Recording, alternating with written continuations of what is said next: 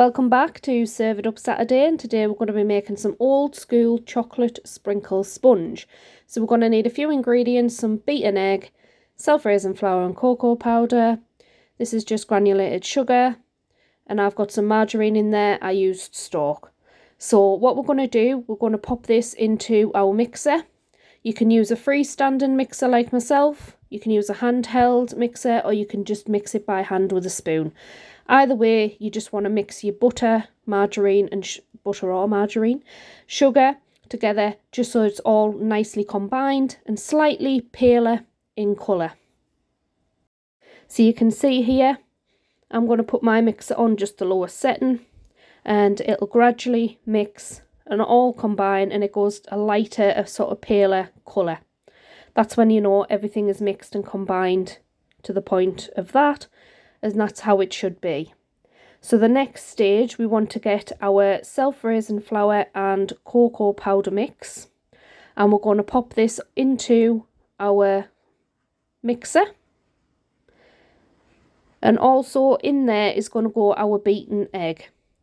So then I'm going to pop my mixer on again on number 1, and I'm going to mix this till it's nicely combined. So what we want is, we want just to keep mixing it just until all of the mixture is combined, so it's all looking brown and chocolatey. The reason why you don't want to overmix it is because it will make your cake quite dense, and we want a light fluffy cake. But this, if you overmix it, then it'll go really dense. So just as it turns to this colour brown, you just want to turn your mixer off, and you don't want to continue mixing for much longer. I'm going to use my silicone spatula, and I'm going to get all of the mixture off the paddle there, and I'm going to just pop that all into the bowl, and anything that's not combined I will mix in. And I am using a 9-inch brownie tin for this. You can use any tin, you can use an 8-inch round tin, as long as it's a cake tin.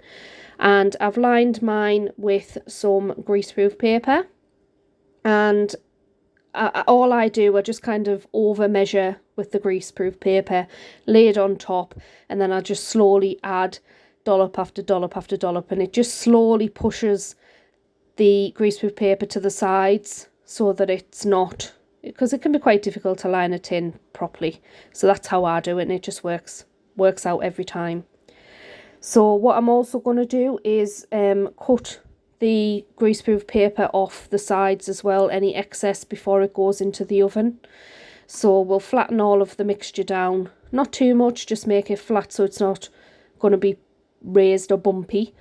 And we'll pop that into the oven on gas mark 6, and it should be ready within 25 to 30 minutes. Alternatively, you can check the progress of it by putting a skewer in there, and if the skewer comes out clean, then your cake is cooked.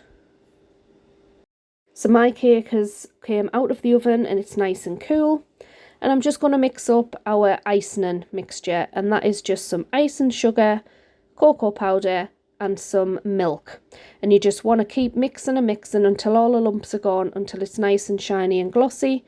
And we're going to pour that onto the top of our cake mixture. Now I leave my cake in the tin just so that the icing doesn't run all over and off the sides.